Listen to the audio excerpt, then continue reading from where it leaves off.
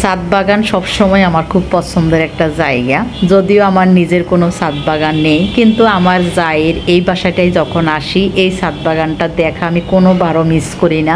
আমি প্রতিবার আসলে দিনের যে কোনো একটা টাইম এই ছাদ বাগানে যাই আর দেখি যে আমি আগের বার যেটা দেখছিলাম এখন কি তার সাথে আরও ভালো হয়েছে নাকি আরও গাছ লাগানো হয়েছে।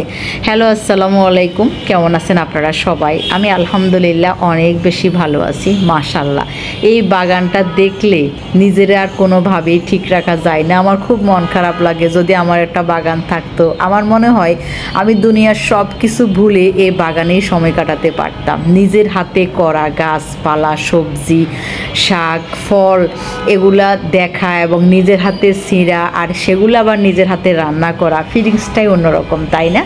গাছের এই একদম টসটসে লেবুটা দেখে আমি নিজের আর ঠিক রাখতে পারি নাই। একটা লেবু ছিঁড়ে আনছি আর এটা বাসায় গিয়ে একটা লেবুর ফিনিক বানাবো। তা আমি চেষ্টা করছি যে ছাদের এই বাউন্ডারিটার মধ্যে বসতে, আমার এত বেশি গা কাঁপতেছিল যেটা বলার মতো না। যদিও নিচে একটা ছাদ আছে, তারপর বাসায় চলে যাই, গিয়ে এই যে সুন্দর লেবুর ফিনিক তৈরি করে ফেলি। এখানে আমি শুকনো মরিচ, সামান্য চিনি আর লবণ দিয়ে রেডি করি।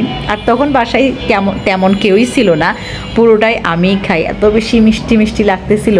লেবুটা যেহেতু একদম গাছ পাকা, মাত্র ছিঁড়ে আনছি, তার জন্য নাকি এটা বিশ্বাসের জায়গা থেকে যে আমি নিজের হাতে গাছ থেকে তুলে নিয়ে আসছি, ওই রকম একটা জায়গা থেকে আমার কাছে মনে হয়েছে যে একটু বেশি মজা লাগছিল।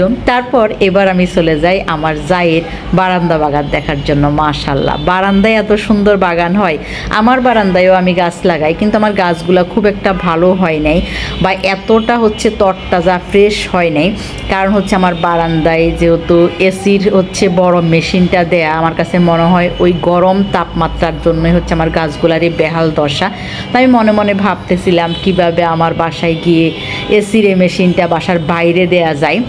তারপরে এই যে আমি রাতের খাবার রেডি করে ফেলছি। এটা হচ্ছে কাঁকরোল সিদ্ধ আর সাথে মরিচ ভর্তা।